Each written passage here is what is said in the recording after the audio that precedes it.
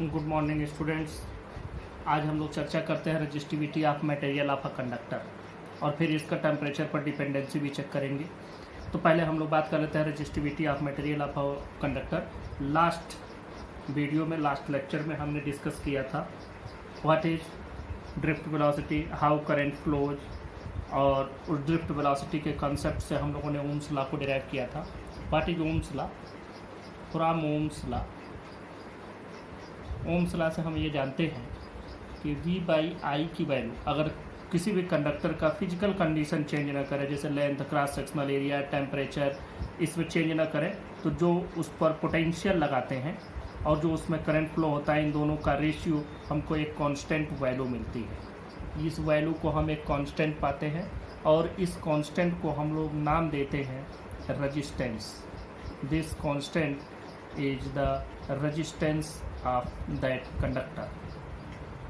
Resistance represent करते हैं R से। अब यहाँ से आपको एक बात समझनी है कि यह रेजिस्टेंस किन किन चीज़ों पर डिपेंड करता है। ये भी पिछले ही टॉपिक पर हम लोगों ने समझ लिया था। हमने देखा था कि रेजिस्टेंस डिपेंड करता है, और ये तो आपका पहले भी पढ़ा हुआ चीज़ है, क्लास 10th में भी आप लोगों ने पढ़ा होगा। आप लोगों ने एक चीज़ पढ़ा था कि रेजिस्टेंस डिपेंड करता है लेंथ पर। जितनी ज़्यादा लेंथ उतना ही ज़्यादा रेजिस्टेंस, और क्रॉस सेक्शनल एरिया के इनवर्स प्रोपोर्शन में होता है कि अगर हम वायर मोटा, थिक वायर यूज करेंगे तो रेजिस्टेंस कम होगा। और जब हम इसको इक्वल करते हैं, पहले तो हम लोगों ने प्रोपोर्शनलिटी का साइन लगाया। जब प्रोपोर्शनलिटी के साइन को आप कन्वर्ट करेंगे इक्वलिटी के साइन में, तो we get R is equal to rho L/A, where rho is a constant and known as resistivity of material of the wire, where rho is equal to, ये ध्यान में रखेंगे, rho is not the resistivity of conductor, बल्कि it is the resistivity of material of conductor. उस material, जो भी material use किया गया है उस कंडक्टर में, उस मटेरियल की प्रॉपर्टी है रजिस्टिविटी, जबकि उस कंडक्टर की प्रॉपर्टी होती है रेजिस्टेंस। रेजिस्टेंस उस कंडक्टर का होता है। जैसे मान लो ये वायर है, तो इस वायर में जो रेजिस्टेंस होगा वो इसकी प्रॉपर्टी होगी। लेकिन ये वायर जिस चीज़ से बना है, जिस मटेरियल से बना हुआ है, उसका प्रॉपर्टी है रेजिस्टिविटी। अब देखो, ये हो गया resistivity of material of wire. तो यहाँ से अब इसी में R equal to rho L/A हमको मिला था। आप लोगों ने यहाँ पर रो का भी फार्मूला बनाया था, और रो का फार्मूला हमको मिला था, आपको याद आ रहा होगा, m/n/e² टाउ। ये एक फार्मूला हम लोगों को रो का मिला था।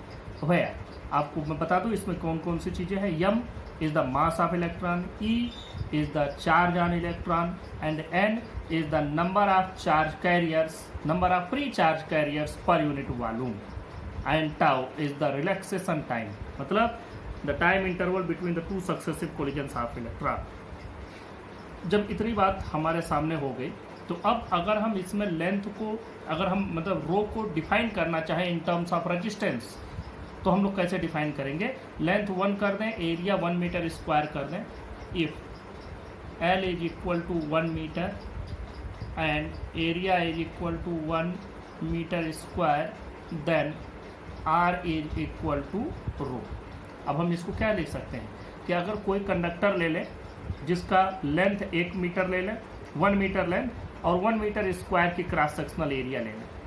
कोई भी कंडक्टर ऐसा ले लें जिसका लेंथ 1 मीटर हो और उसका cross sectional area 1 metre square हो, तो उसमें जो भी रेजिस्टेंस आएगा वो उसके रेजिस्टिविटी के बराबर होगा। तो हम लोग इसको भी डिफाइन कर लेते हैं। यहाँ हमने इसको डिफाइन कर दिया, the resistance of a conductor of unit length. Unit length मतलब 1 metre length, and unit cross sectional area मतलब 1 metre square cross sectional area. तो the resistance of a conductor of unit length and unit cross sectional area is equal to the resistivity of material of wire और material of conductor. Conductor लिख दो, हम लोग conductor word use किए हैं, तो we will use material of the conductor. Conductor generally wire ही हम लोग लेते हैं, हम लोग कंडक्टर अलग से तो ऐसा कुछ लेते नहीं हैं। अब बात करते हैं, ये जो रजिस्टिविटी हमको मिल रही है, ये रजिस्टिविटी जिसका कि फार्मूला हमको ये मिला, ये किन किन चीज़ों पर डिपेंड करेगा, या हम लोग इसको सिर्फ और सिर्फ टेम्परेचर की डिपेंडेंसी चेक करते हैं कि टेम्परेचर का रजिस्टिविटी पर क्या फ़र्क पड़ेगा। तो हम लोग नेक्स्ट हेडिंग डालते हैं।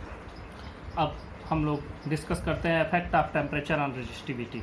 और पहला हम लोग डिस्कशन करते हैं फॉर मेटल्स। तो मेटल्स के लिए जो आर की वैल्यू होती है, या किसी के लिए भी जो आर की वैल्यू होती है, रेजिस्टेंस होता है रो एल बाई ए। ये ध्यान देना, रो एल बाई ए, और रो की वैल्यू कितनी होती है, m by n e square tau और इंटू एल बाई ए। ये बात हो गई। अब हम लोग अगर इसमें डिस्कस करें कि टेम्परेचर बढ़ाएंगे तो क्या होगा, तो देखो हम लोग टेम्परेचर बढ़ा रहे हैं। टेम्परेचर बढ़ाने पर लेंथ और एरिया में कोई ऐसा चेंज नहीं आएगा, थोड़ा मोड़ा चेंज आता है जिसको हम लोग नेग्लिजिबली स्मॉल मान लेते हैं, छोड़ देते हैं। तो हमको स्पेशली चेंज किस में मिलेगा, हम लोग रजिस्टिविटी की बात कर रहे हैं, effect of temperature on resistivity. तो अच्छा होगा कि रजिस्टिविटी का भी फार्मूला लिख दें, where rho is equal to m by n e square tau. यह हमको मिल गया। अब इस फार्मूले में हमको देखना है कि क्या चेंज होगा। अब इसमें हम लोग बात करते हैं, देखो टेम्परेचर बढ़ाएंगे तो मास ऑफ इलेक्ट्रॉन चेंज नहीं होगा, नंबर ऑफ इलेक्ट्रॉन पर यूनिट वॉल्यूम चेंज नहीं होगा, इलेक्ट्रॉन पर चार्ज वो चेंज नहीं होगा। ये सारी चीज़ें ऐसी हैं जो चेंज नहीं होंगी।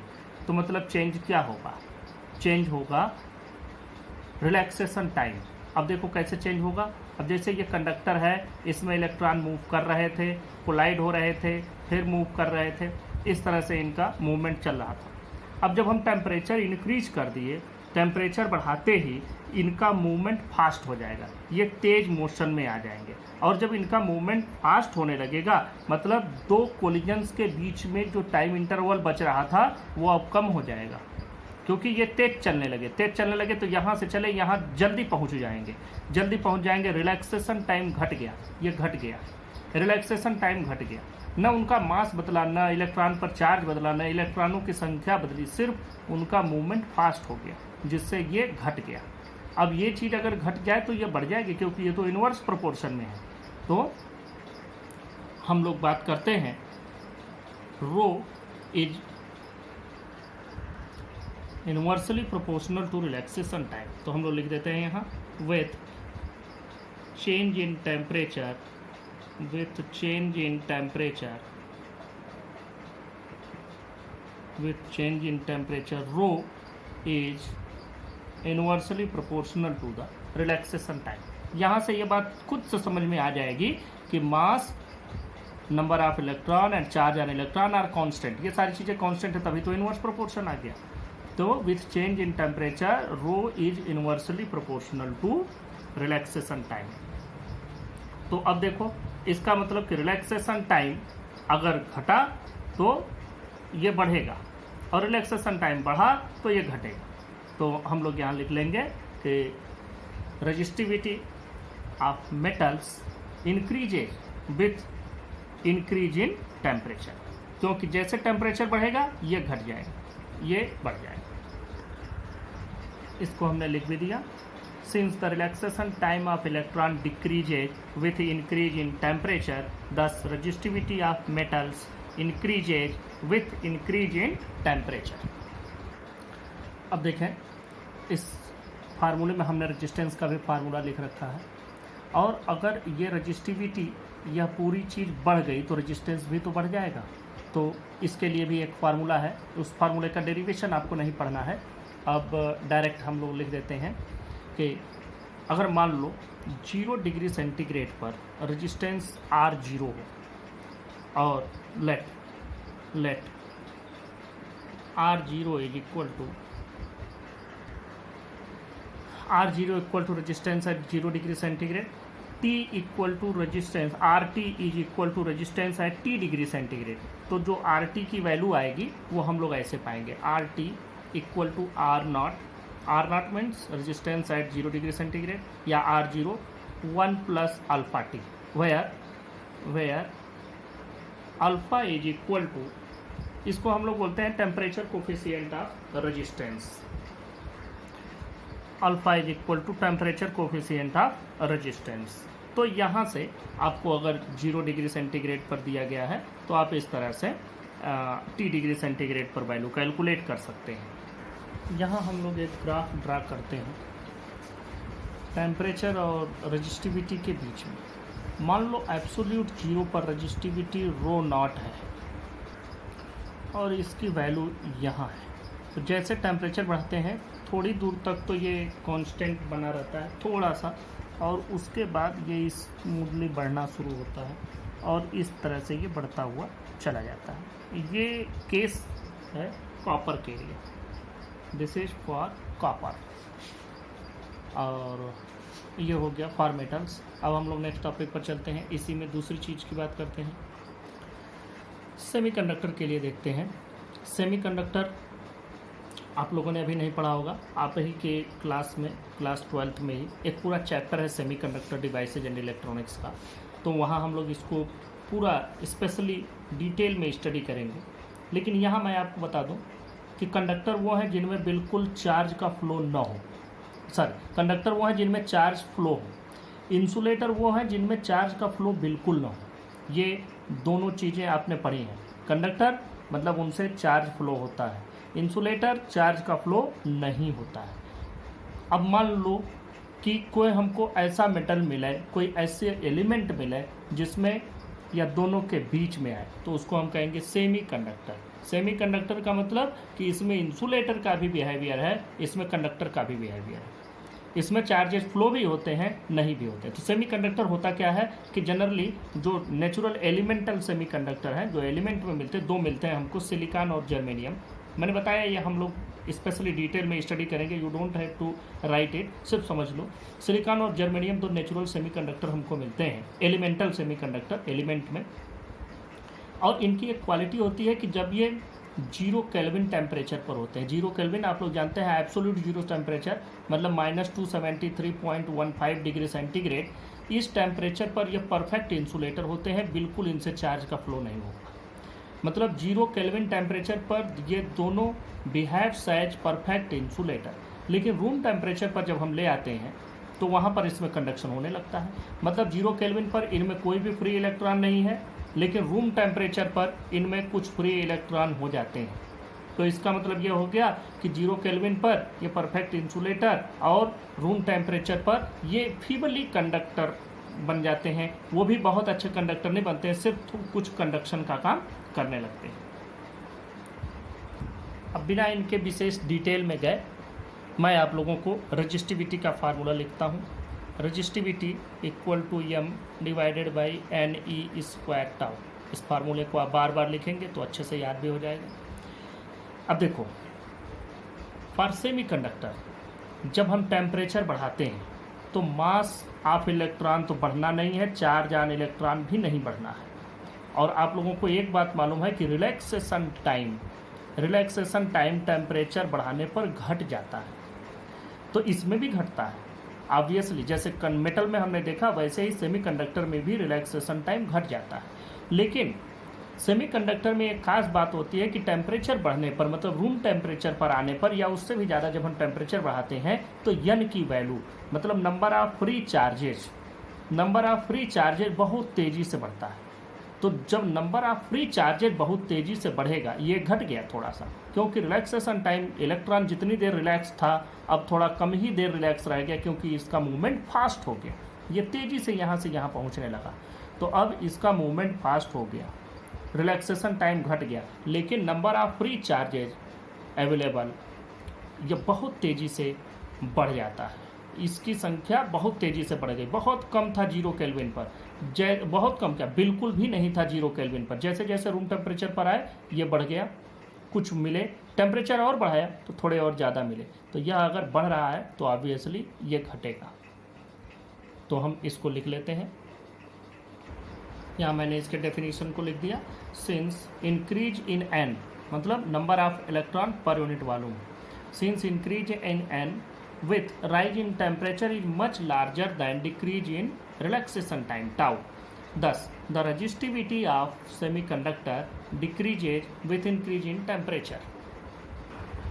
अब हम लोग तीसरा बात करते हैं एलॉय के लिए। एलॉय मतलब मिक्स्ड एलिमेंट्स, मिक्स्ड सब्सटेंस है। अब देखो, एलॉय में क्या होता है कि इनका जो रजिस्टिविटी होती है वो टेम्परेचर के साथ बहुत कम बढ़ती है, बहुत very small in comparison to the metal.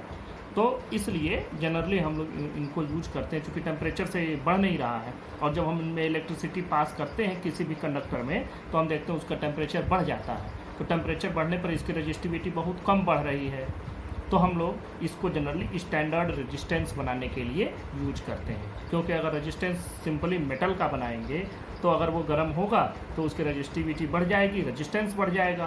तो अगर रेजिस्टेंस बढ़ गया तो वो माल फंक्शन मतलब थोड़ा सा गड़बड़ फंक्शन करना शुरू करेगा। इसलिए जनरली जो स्टैंडर्ड रेजिस्टेंस बनाए जाते हैं वो एलॉय के ही बनाए जाते हैं। तो मैंने लिख भी दिया है, the increase in resistivity is much smaller with rise in temperature. Alloy के लिए हो गया, these materials are use to make wire for standard resistance boxes etcetera. अब देखो जरा इसका एक ग्राफ भी बना रहे हैं। जैसे मान लो हम एक नाइक्रोम के लिए ग्राफ बना रहे हैं। नाइक्रोम मतलब निकेल और क्रोमियम को मिला करके जब एक सब्सटेंस बनाते हैं तो उसको नाइक्रोम बोलते हैं।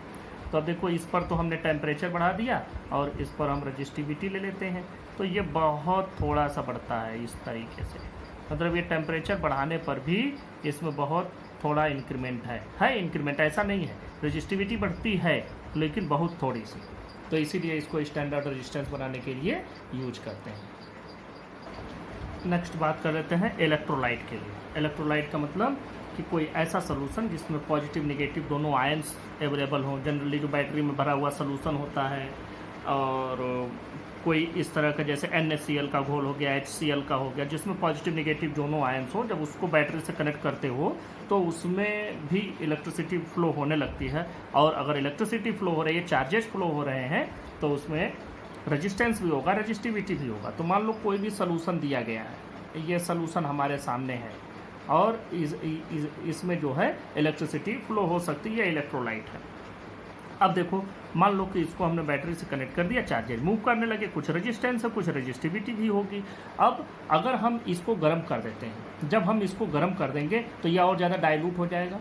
तो अगर डाइल्यूट हो गया तो मतलब जो आयंस अभी मूव कर रहे थे, मूव करने में जिनको थोड़ी परेशानी भी हो रही थी, अब ये पतला हो गया, थोड़ा डाइल्यूट हो गया, तो और आसानी से मूव करेंगे। जब और आसानी से मूव करेंगे तो जो इनका रिलैक्सेशन टाइम था वह क्या हो गया, इंक्रीज हो गया। देखो अभी ये यहाँ से यहाँ जाने में इनको परेशानी हो रही थी, लेकिन अब यहाँ से यहाँ इनको जाने में आसानी हो गई।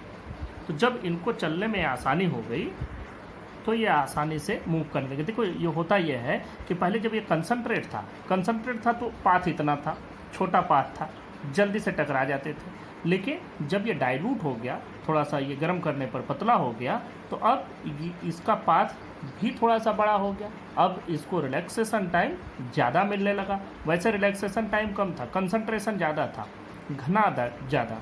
तो अब ये कंसंट्रेट नहीं, अब डाइल्यूट है तो थोड़ा पाथ भी लंबा हो गया है। और जो इसका रिलैक्सेशन टाइम था, रिलैक्स वाला टाइम, दो कोलिजन के बीच का टाइम इंटरवल, ये थोड़ा सा बढ़ गया। और अगर ये बढ़ जाएगा तो रो का तो फार्मूला आप जानते ही हैं, rho is equal to m/n/e square tau. अब ये टाउ बढ़ गया तो ये घट जाएगा। तो इसको हमने लिख भी दिया है, आप लोग सुन लें। सिंस विस्कोसिटी मतलब इनको चलने में जो फोर्स लगता है, रेजिस्टेंस फोर्स या आप लोग कहते हैं फ्रिक्शनल फोर्स, क्लास 11th में आपने पढ़ा हुआ है। The frictional force offered by gases and liquids to move for one layer on another is called viscous force. तो इसमें समझो फ्रिक्शनल फोर्स, तो वो फ्रिक्शनल फोर्स को हम विस्कस कहते हैं गैस और लिक्विड के लिए। तो since the viscosity of electrolyte decreases with rise in temperature, thus ion get more freedom to move inside electrolytes. It increases the relaxation time, due to which the resistivity of electrolyte decreases with rise in temperature. Next topic है mobility of charge carrier. किसी भी conductor में जो conduction का काम होता है, मतलब जो चार्ज को लेकर के चलने की बात होती है, वो चार्ज का चलना कैसे होता है, जो फ्री चार्जेज होते हैं। ये फ्री चार्जेज जो चलने वाले होते हैं, जो चलने वाली चीज़ें हैं उनको हम लोग मोबाइल कहते हैं। मोबाइल मतलब चलायमान, चलने वाली चीज़ें। तो मोबाइल चार्ज कैरियर्स की संख्या ही मोबिलिटी कहलाती है, या जो मोबाइल चार्ज कैरियर्स हैं या चलने की जो इनकी एबिलिटी है, उसी को हम लोग मोबिलिटी कहते हैं। मोबिलिटी हम लोग कैसे समझेंगे, मोबिलिटी कैसे डिफाइन करेंगे? तो मोबिलिटी को हम लोग, जैसा हमारे पास वेलोसिटी से रिलेटेड या चलने से रिलेटेड, चार्जेज के चलने से रिलेटेड सिर्फ एक चीज़ हम लोग जानते हैं, और वो जानते हैं ड्रिफ्ट वेलोसिटी। तो अब देखो ड्रिफ्ट वेलोसिटी क्या है कि जब कोई भी कंडक्टर अगर है और इसको पॉजिटिव और निगेटिव टर्मिनल से हम जोड़ दें तो जो इलेक्ट्रॉन्स इसमें चलना शुरू करते हैं, जो उनके पास एवरेज वेलोसिटी मिलती है, उसी एवरेज वेलोसिटी को हम लोग ड्रिफ्ट वेलोसिटी कहते हैं। तो अब एवरेज वेलोसिटी अगर ज़्यादा है तो इसका मतलब मोबिलिटी ज़्यादा है, और अगर ड्रिफ्ट वेलोसिटी कम है तो मोबिलिटी कम है। अब एक बात और भी आती है कि अगर ये जो इलेक्ट्रिक फील्ड लगाए हो, अगर यह इलेक्ट्रिक फील्ड हम बढ़ा दें तो ऑब्वियसली यहाँ पर ड्रिफ्ट वेलोसिटी बढ़ जाएगी। अब अगर हम इलेक्ट्रिक फील्ड कम कर दें तो ड्रिफ्ट वेलोसिटी कम हो जाएगी। तो हम लोग यहाँ पर एक चीज़ यूज करते हैं कि इस फील्ड को कांस्टेंट कर देते हैं और कांस्टेंट फील्ड पर देखते हैं कि मोबिलिटी कब कम है और कब ज़्यादा है। तो फील्ड को कांस्टेंट करने के लिए हम लोग फील्ड को 1 मान लेते हैं, फील्ड 1 ले लेते हैं, ई की वैल्यू 1 ले लेते हैं। और अगर मान लो ई की वैल्यू ज़्यादा है ही तो उसको डिवाइड कर देंगे। मान लो 2 हो गया तो 2 से डिवाइड कर दिया, 3 हो गया, मतलब drift velocity per unit electric field is called mobility of charge carrier. तो हम लोग ये डेफिनेशन लिख लेते हैं। इसका सिंपल डेफिनेशन बनता है drift velocity per unit electric field, बस drift velocity per unit electric field. तो हम लोग मोबिलिटी को रिप्रेजेंट करते हैं म्यू से। Mu is equal to drift velocity V D divided by electric field E.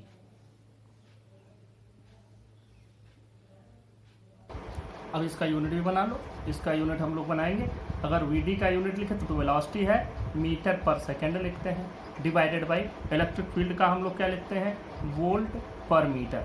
अब अगर हम इसको ऐसे करें इक्वल टू, तो देखो यहाँ से metre by second into metre by volt, तो क्या बनेगा, यहाँ से हमको मिलेगा मीटर स्क्वायर सेकेंड -1 वोल्ट -1। ये लिख सकते हो या इसी को ऐसे भी लिख सकते हो, मीटर स्क्वायर पर सेकेंड और वोल्ट। इस तरह से ये इसकी एसआई यूनिट हो गई। अब अगर हम इसको थोड़ा सा वी का फार्मूला रख दें, म्यू इक्वल टू वी का फार्मूला मैं यहाँ लिख दे रहा हूँ। पहले ये हम लोग पढ़े थे ई टाउ बाई एम, याद करेंगे वी का फार्मूला ये था। तो हम यहाँ पर ई, वो तो इलेक्ट्रॉन के लिए हमने कैलकुलेट किया था, हम यहाँ पर ई कोई भी चार्ज मान लेते तो यहाँ लिख देंगे Q E tau by M. तो लिख दो Q E tau, tau means relaxation time, divided by M.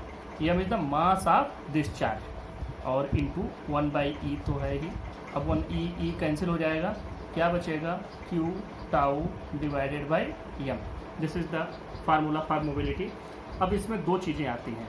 हम लोग अगर सेमीकंडक्टर के लिए बात करते हैं, ये तो बन गया, किसी भी मोबिलिटी के लिए, किसी भी चार्ज कैरियर के लिए वो चार्ज डिवाइडेड बाई उसका मास इंटू रिलैक्सेशन टाइम। तो ये यहाँ से तो हमको ये फार्मूला मिल गया। लेकिन हम 2 चीज़ों के लिए, आपकी जनरली जो भी आप रेफरेंस बुक पढ़ेंगे उसमें 2 चीज़ों के लिए बताया गया है। 2 चीज़ें कौन कौन सी, इलेक्ट्रॉन और होल्स। अब देखो ये चीज़ इलेक्ट्रॉन और होल्स दोनों, इलेक्ट्रॉन तो हम लोग जान रहे हैं कि इलेक्ट्रॉन कौन है, कैसे चलते हैं, चार्ज कैरियर हैं, लेकिन होल के बारे में आपको नहीं पता है। और होल के बारे में आप स्पेशली पढ़ेंगे चैप्टर नंबर 13 में, जहाँ आप सेमीकंडक्टर पढ़ते हैं। लेकिन फिलहाल मैं थोड़ा सा आपको एक ब्रीफ डिस्क्रिप्शन उसका दे देता हूँ, व्हाट इज होल्स। देखो सेमीकंडक्टर मतलब जो परफेक्ट इंसुलेटर भी नहीं है और गुड कंडक्टर भी नहीं है। तो कंडक्टर इंसुलेटर के बीच में एग्जिस्ट करता है, वह 0 केल्विन पर परफेक्ट इंसुलेटर होता है।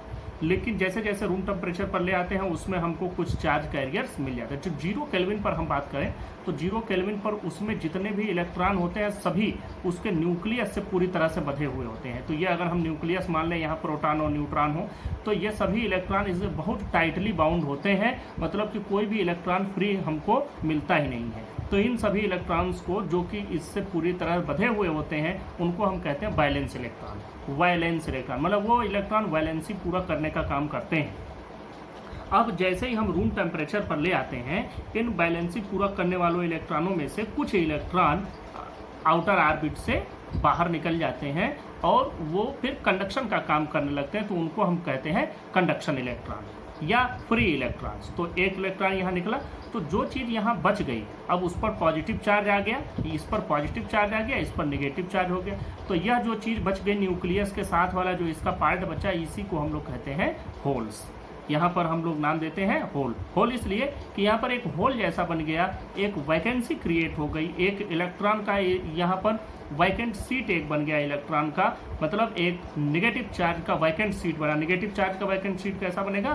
Positively charge. पॉजिटिवली चार्ज मतलब इसको एक नेगेटिव चार्ज की रिक्वायरमेंट है, तो यहाँ पर एक होल बन गया। तो इस तरह से होल्स और इलेक्ट्रॉन दो बन जाते हैं सेमीकंडक्टर में, और ये दोनों ही चार्ज कैरियर का काम करने लगते हैं, जबकि कंडक्टर में सिर्फ इलेक्ट्रॉन ही चार्ज कैरियर का काम करते हैं। सेमीकंडक्टर में इलेक्ट्रॉन और होल्स दोनों चार्ज कैरियर का काम करते हैं। अब इसी तरह से अगर हम इलेक्ट्रोलाइट या लिक्विड की बात करें तो उसमें आयंस के थ्रू होता है, उसमें भी पॉजिटिव और निगेटिव दोनों तरीके के आयन होते हैं, ये दोनों चार्ज कैरियर का काम करते हैं। जब हम लोग गैसेज की बात करते हैं तो गैसेज में भी हमको इसी तरह से पॉजिटिव निगेटिव दोनों मिलते हैं, आयनाइजेशन से उसमें भी इलेक्ट्रिसिटी फ्लो करती है। तो यह आपको समझ में आ जाए। तो इसमें अगर हम सेमीकंडक्टर के लिए बात करेंगे तो फॉर सेमीकंडक्टर, ये इसको हम इरेज कर देते हैं, यहाँ हमने लिख दिया इन सेमीकंडक्टर। सेमीकंडक्टर में फॉर एन इलेक्ट्रॉन, एक इलेक्ट्रॉन के लिए ये क्या हो जाएगा?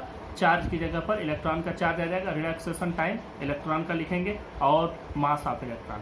और for a hole, for a hole, hole के लिए बात करेंगे तो इसी को हम लोग म्यू एच नाम दे देंगे। म्यू एच में यहाँ पर चार्ज तो उस पर भी इलेक्ट्रॉन के ही बराबर होगा, वो पॉजिटिवली चार्ज होगा, इलेक्ट्रॉन निगेटिवली चार्ज होगा। और tau H, H means hole का relaxation time divided by mass of hole. यहाँ से ये दोनों फार्मूले आप देख लें।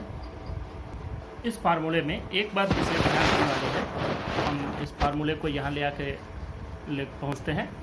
हम सिर्फ और सिर्फ मोबिलिटी ऑफ इलेक्ट्रॉन और मोबिलिटी ऑफ होल्स की बात करते हैं।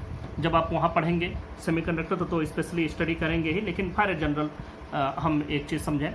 यहाँ पर देखो, चार्ज और ये रिलैक्सेशन टाइम की तो कोई विशेष बात नहीं है, बात है मास। इलेक्ट्रॉन का मास बहुत कम है तो उसकी जो मोबिलिटी होगी वो ज़्यादा होगी, ये कम है तो ये ज़्यादा होगा, इन्वर्स का प्रोपोर्शन है। मास कम है तो मोबिलिटी ज़्यादा, मास ज़्यादा है मोबिलिटी कम। तो since mass of hole is much greater than the mass of electron, therefore mobility of electron is much greater than the mobility of holes। ये याद रहना चाहिए आपको।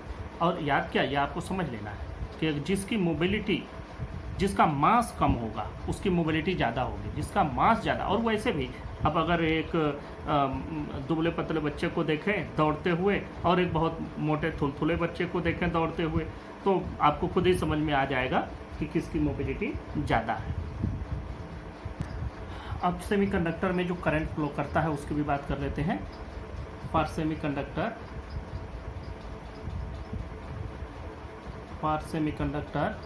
करंट इज इक्वल टू, जो करंट होगा उसमें मैंने बताया इलेक्ट्रॉन भी मूव करते हैं, होल्स भी मूव करते हैं। खैर होल्स में भी इलेक्ट्रॉन के ही थ्रू मूवमेंट होती है, उसकी स्पेसिफिक स्टडी मैंने बताई, हम उस चैप्टर में करेंगे।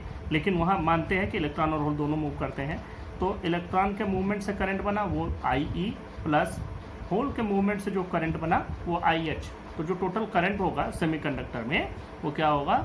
इलेक्ट्रॉन के कारण करंट प्लस होल के कारण करंट, इन दोनों के कारण जो करंट बनेगा उसी को हम लोग टोटल करंट लेंगे। अब देखो करंट का भी हम लोग डेफिनेशन हमको मालूम है, आपने जब पहले पढ़ा था कि करंट और ड्रिफ्ट वेलोसिटी में रिलेशन, तो आप क्या बनाए थे? I is equal to NEAVD, ये फार्मूला आपने बना रखा है। इसी फार्मूले को हम लोग यहाँ भी यूज करते हैं। यहाँ पर थोड़ा सा एक चेंज आएगा इस फार्मूले में कि जो हम लोग होल के जो नंबर्स होते हैं उनको कुछ और मानते हैं, इलेक्ट्रॉनों की संख्या कुछ और ले लेते हैं। तो देखो मान लो इलेक्ट्रॉनों की संख्या N1 है, तो N1 इलेक्ट्रॉन वाला लिख रहे हैं N1 EA, और इसका जो ड्रिफ्ट वेलोसिटी है उसकी ड्रिफ्ट वेलोसिटी लिख देते हैं, VE से इसको रिप्रेजेंट करते हैं, प्लस इसमें हम N2 मान लेते हैं होल्स की संख्या, होल्स पर जो चार्ज होगा वो चार्ज लिख देते हैं। चार्ज होल पर भी इलेक्ट्रॉन के ही बराबर का चार्ज होगा, क्योंकि इलेक्ट्रॉन के ही तो निकलने से होल्स बन रहे हैं। तो ये हो जाएगा N2E और A मतलब एरिया, और N2 और N1 ये जान लो। तो ये पर यूनिट वॉल्यूम जो होल्स हैं, पर यूनिट वॉल्यूम इलेक्ट्रॉन, पर यूनिट वॉल्यूम होल्स। अब EA और इनकी वेलोसिटी VH मान लेते हैं, ये भी ड्रिफ्ट वेलोसिटी ही है, लेकिन this is drift velocity for holes, this is drift velocity for electron. अब इनका वैल्यू पुटअप कर देते हैं। वैल्यू रखो, देखो ड्रिफ्ट वेलोसिटी की वैल्यू हम लोग यहाँ से रखेंगे। ध्यान दें, अभी ऊपर हमने ये फार्मूला बनाया है mu equal to V D by E. तो वी डी की वैल्यू क्या हो जाएगी, म्यू इंटू ई। तो हम लोग यहाँ पर इलेक्ट्रॉन के लिए म्यू ई इंटू ई लिखेंगे और होल के लिए म्यू एच इंटू ई लिखेंगे। तो बस वी ई और वी एच की वैल्यू हम लोग चेंज करते हैं। देखो इस चेंज में N1 E A यही रहेगा। वी ई की जगह पर हम लोग लिखेंगे mu E into E plus इसमें भी N2 E A और इसकी जगह पर हम लोग लिख देंगे म्यू एच इंटू ई। ये वैल्यू हो गई। अब देखो इसमें से जो भी कॉमन लेने लायक हो ई ए ई कॉमन ले लो, ई ए ई ये कॉमन हो गया। अब जो चीज़ें बच रही हैं उनको लिख दो, N1 mu E plus N2 mu H. This is the formula for current,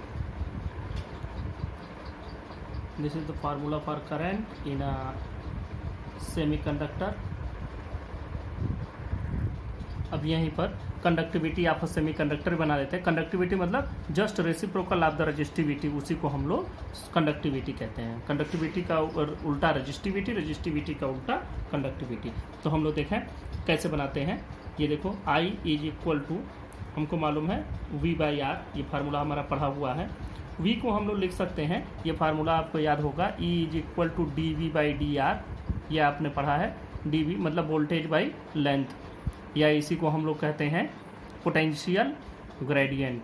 तो यहाँ से भी हम लोग इसको लिख सकते हैं, वोल्टेज को लिख सकते हैं इलेक्ट्रिक फील्ड इनटू डिस्टेंस, तो ये लिख सकते हैं इलेक्ट्रिक फील्ड इनटू लेंथ।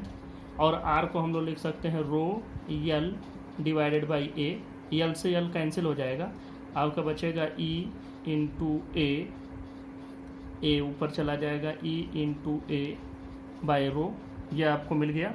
अब यहीं से अगर आप 1 बाई रो की वैल्यू कैलकुलेट करना चाहें तो आपको मिल जाएगा, और ये वैल्यू आएगी, देखो ई ए बाई रो, और इसकी वैल्यू करंट के बराबर है, जबकि करंट की वैल्यू अभी हम लोगों ने कैलकुलेट किया है यहाँ पर, और इसी कैलकुलेशन को यहाँ रख दो करंट का।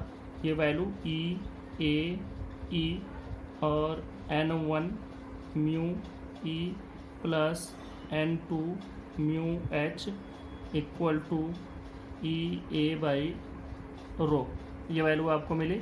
अब देखो यहाँ ई ए से ई ए कैंसिल हो जाएगा, आपके पास जो बच रहा है वो वैल्यू देखो, E N1 mu E plus N2 mu H equal to 1 by rho, and it can also be written as sigma.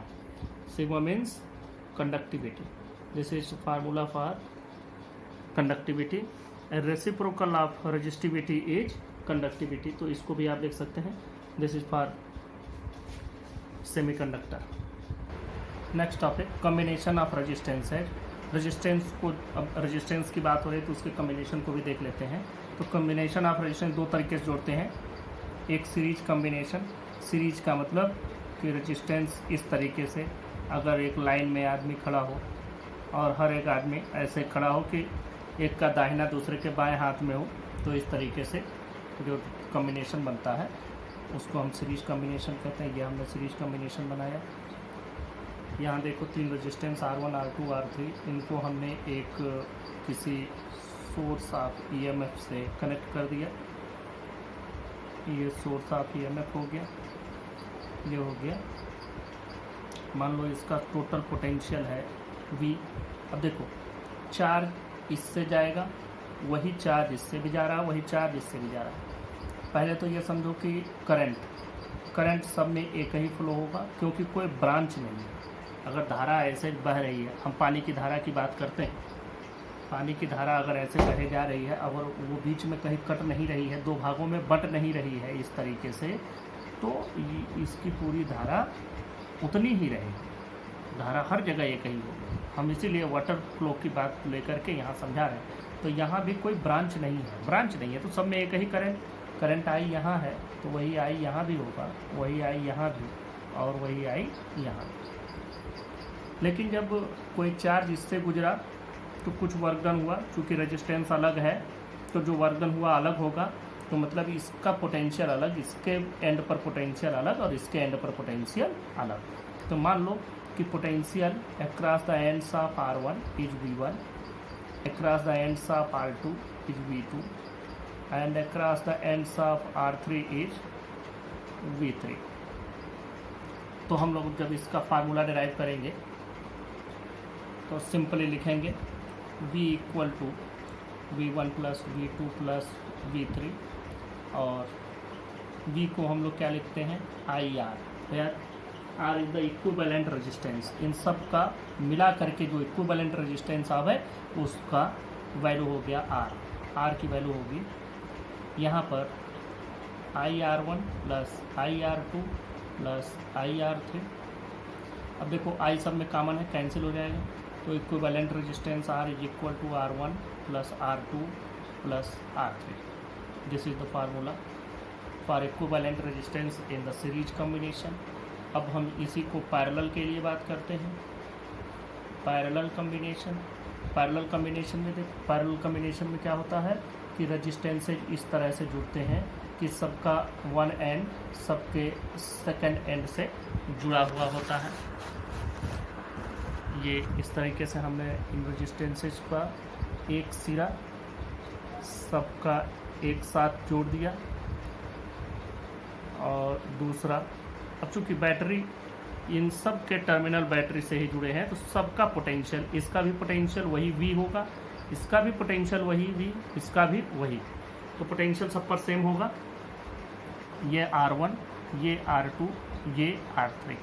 लेकिन करंट यहाँ से I निकला, तो अब ये करंट I निकला तो सब में I थोड़ी जाएगा, कुछ इसमें चला गया तो इसमें चला गया, वो मान लो I1, कुछ इसमें चला गया वो मान लो I2, कुछ इसमें चला गया वो मान लो I3। तीनों करंट फिर यहाँ पर आएंगे और तीनों मिल करके फिर अगेन I बनाएंगे, और यहाँ से जब आएंगे तो फिर से करंट I हो जाएगा, ये प्लस से माइनस में इस तरह से सर्कुलेट हो जाएगा। तो यहाँ हम देखें कि टोटल जो करंट है I is equal to I1 plus I2 plus I3। वहाँ ऊपर हमने पोटेंशियल लिया था बराबर, तीनों potential V1 plus V2 plus V3 के जोड़ के बराबर। अब देखो according to Ohm's law V equal to IR होता है, तो यहाँ पर I इक्वल टू क्या हो जाएगा V बाई आर, चूँकि V सब में सेम है तो यहाँ पर हो जाएगा V by R, where R is equivalent resistance. ये हो जाएगा V by R1 plus V by R2 plus V by R3। सब में V कॉमन लेके कैंसिल कर देना, 1 by R equal to 1 by R1 plus 1 by R2 plus 1 by R3। It is not only for the 3 resistors but it is applicable for more than 3, कुछ भी हम ले सकते हैं। तो इस तरह से हमको मिल गया पैरेलल कॉम्बिनेशन में इक्विवेलेंट रेजिस्टेंस। ये आपका क्लास 9th 10th में जब आप फिजिक्स पढ़ रहे थे वहाँ भी आपने पढ़ा था, यहाँ भी मैंने रिवाइज कर दिया एक बार। अब अगली बात कर लेते हैं कलर कोड ऑफ रजिस्टर्स की। हम लोग जनरली वाइडली यूज करते हैं कार्बन रेजिस्टेंस। तो कार्बन रेजिस्टेंस जनरली उनकी वाइड रेंज होती है, तो उस पूरे वाइड रेंज मतलब स्मॉलर से ले करके हायर तक उनकी वैल्यू आती है। उस वैल्यू को एक तो बहुत छोटे साइज में होते हैं तो उन पर लिख पाना थोड़ा पॉसिबल नहीं होता है, और वो लिख पाने के बाद पढ़ना और भी मुश्किल होगा। तो फिर इसलिए उनकी वैल्यू के लिए कलर कोड बनाए जाते हैं। कलर कोड बहुत वाइडली बहुत पहले से यूज किए जा रहे हैं, तो इन कलर कोड को भी आपको जान लेना है कि कार्बन रेजिस्टेंस के कलर कोड से हम उस वैल्यू को कैसे कैलकुलेट करें। तो सबसे पहले तो मैं आपको बता दूं कि कलर्स की वैल्यू होती है, हर एक कलर की एक पर्टिकुलर वैल्यू होती है, वो वैल्यू आपको याद ही करनी पड़ेगी। ब्लैक, ब्राउन, रेड ऐसे करके है, ब्लैक का 0, ब्राउन का 1, ऐसे करके ये वैल्यू बनी हुई है। रेड का 2, येलो का 4, ग्रीन का 5, ऐसे करके वैल्यू बनी। सिर्फ वैल्यू ही याद करना आपके लिए मेन टास्क है। बाकी इस वैल्यू को याद करने का एक तरीका भी है, ये एक सेंटेंस बना हुआ है, B B Roy of Great Britain visited Gateway of India. अब देखो बीबी राय, इसको ब्लैक मान लिया, ब्राउन मान लिया, रेड हो गया, ऑरेंज हो गया, येलो हो गया, और ऑरेंज के बाद आप ग्रीन पर जाएंगे, ये ग्रेड से ग्रीन हो जाएगा, 5 हो गया। ब्रिटेन, यहाँ से ब्लू बना लो, 6। विजिटेड, वी से वायलेट, 7। और गेटवे ऑफ इंडिया से आपका बन जाएगा ग्रे, गेट से ग्रे बना 8। और वे ऑफ इंडिया से आपका बन जाएगा 9। कुछ लोग ऐसे भी कहते हैं बीबी राय ऑफ ग्रेट ब्रिटेन है वेरी गुड वाइफ, वो भी सही है। यहाँ वेरी हो जाएगा, गुड हो जाएगा, वाइफ हो जाएगा। जैसे भी बनाओ, चाहे इनको गेटवे ऑफ इंडिया दिखाओ, चाहे इनके पास सुंदर वाइफ ले आओ, दोनों से ही तुमको याद करने में आसानी होगी। याद कर लो इस तरह से।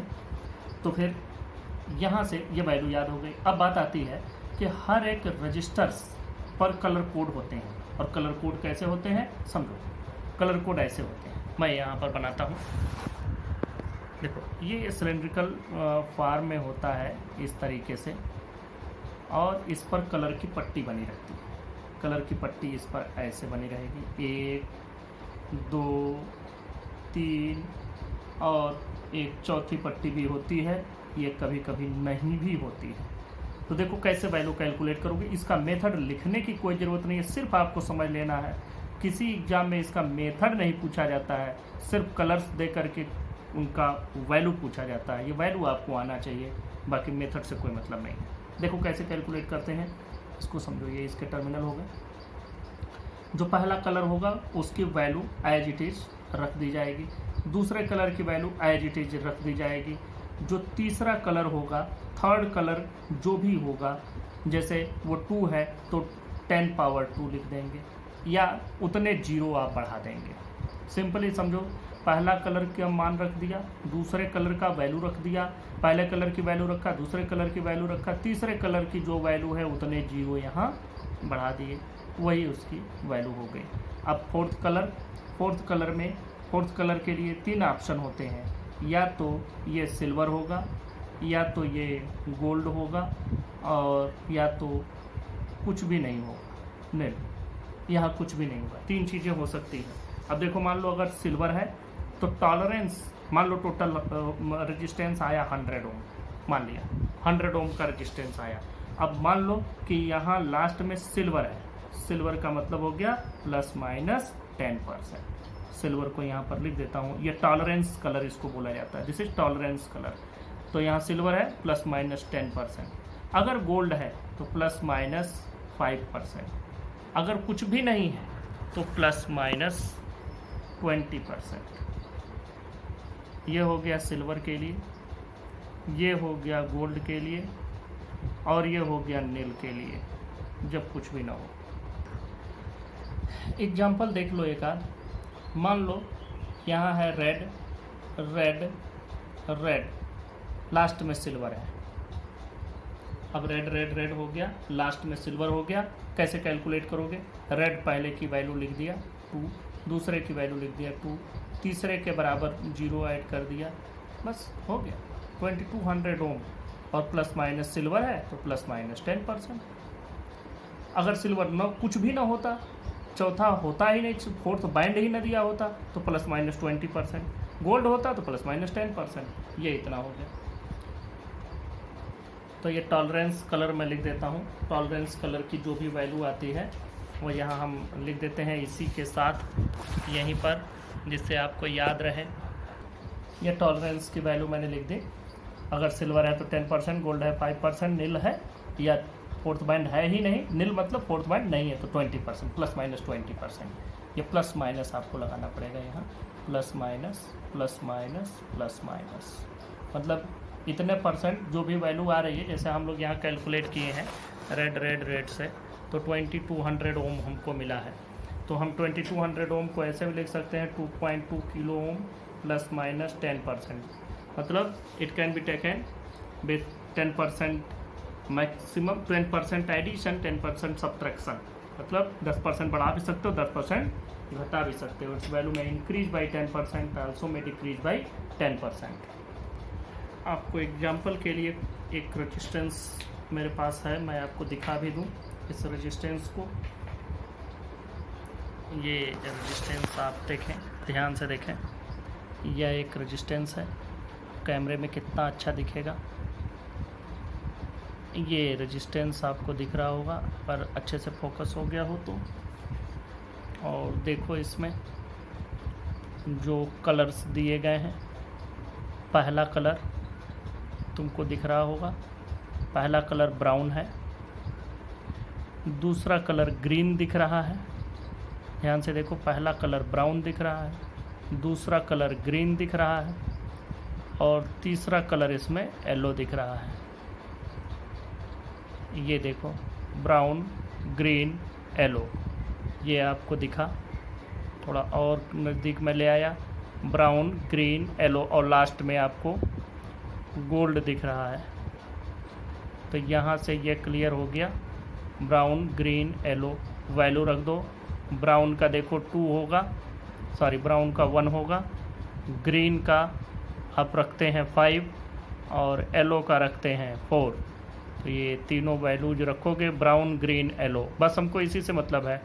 लास्ट में हमारे पास यहाँ पर सिल्वर कलर है, सिल्वर कलर है तो ±10% हो जाएगा।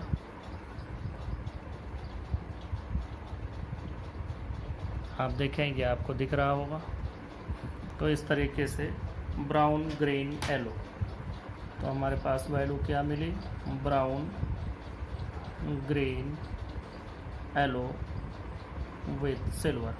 तो ब्राउन की वैल्यू क्या हो गई, ब्राउन की वैल्यू 1, ग्रीन की वैल्यू 5, येलो की वैल्यू 4। 4 मतलब 4 0, 1 2 3 4। इसको ऐसे भी करते हैं 1 5 और इंटू 10 पावर 4। ये ज़्यादा सही है। आप फिजिक्स के स्टूडेंट हैं, आप रिपेयरिंग करने वाले मिस्त्री नहीं हैं, तो इसलिए फिजिक्स के स्टूडेंट हैं तो 10 पावर 4 लिखो। और सिल्वर मतलब इंटू ±10%। ये वैल्यू आ गई। तो अब यहाँ पर 150 किलो ओम लिख सकते हो। इतनी बड़ी वैल्यू 30 हटा दो। 150 किलो ओम, 150 किलो ओम ±10% का ये रेजिस्टेंस हुआ। इस तरीके से रेजिस्टेंस आप देखेंगे, उनकी वैल्यूज कैलकुलेट कर लेंगे। एक और देखते हैं, जरा ध्यान से आप लोग देखें। यहाँ पर ये रेजिस्टेंस है,